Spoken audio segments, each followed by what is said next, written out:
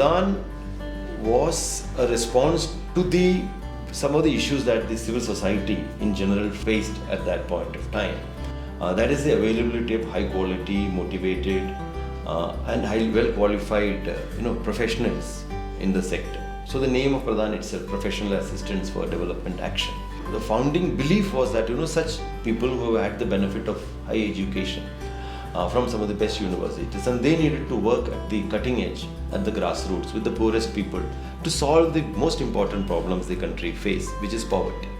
Pradan works through women's groups, and the primary reason for opting to work exclusively with the women's groups is because our experience, we find the women always fall second place compared to the men, surely, in the same household. So if you compare a husband and wife, the husband owns the land, husband owns the resources, husband owns the linkages, husband owns knowledge, husband has everything. And the woman, she is a laborer in the household with no necessary decision making ability.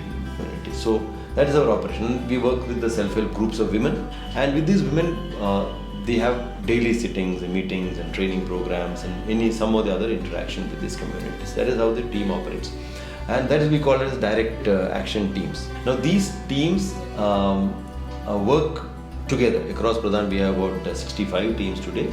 Together we have direct touch with nearly 1 million households across 7 states in central India. So the economic empowerment of the households through the agency of women, that I think is the first step in actually the overall pathway to women's empowerment. So about 50% of the communities that we work with of this 1 million are tribal communities who exist in forests and forest fringe villages. The rest are from, again, the most backward sections of society. So there our primary as we said, the way of engagement is through the groups. So mobilizing the community, providing them a structure, providing them an organization, and helping build institutions of these poor people. Because one of the major problems I think that we have in this country, especially in these regions, and I think almost all the rural regions, is lack of any institutional arrangement there. The departments, the panchayat, etc. are mandated institutions, but are quite weak and not really functional. So they need high quality institutions of the people, where the people themselves have formed, and where the people themselves have the governance and management the spaces. So that I think is a very important role that a civil society organization that Pradan needs to play, we believe. We promoted about 80,000 self-help groups of rural women, and we also work with an additional 22,000 self-help groups of the National Rural Livelihoods Mission.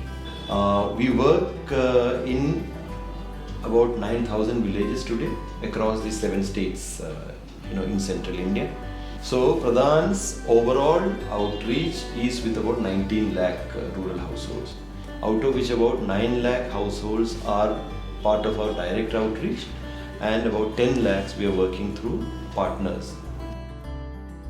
From various directions, the NGO sector is getting constrained in. It's not very easy to speak up on issues. Since the resources people are reducing, so the NGO's own capacities are getting reduced. A lot of small organizations are actually shutting shop because they don't have any space to work anymore. So what we need today is large-scale partnerships between these the Samaj Bazaar and Sarkar institutions, because change in the village is a combination of multiple processes. It is economic, it is social, it is behavioral, it is political. So all these have to come together. So in any intervention, the space of the NGO is very important to ensure that the program actually reaches the very poor people. It is not excluding the indigenous communities or the weak people or the women. You need the NGO intermediation there.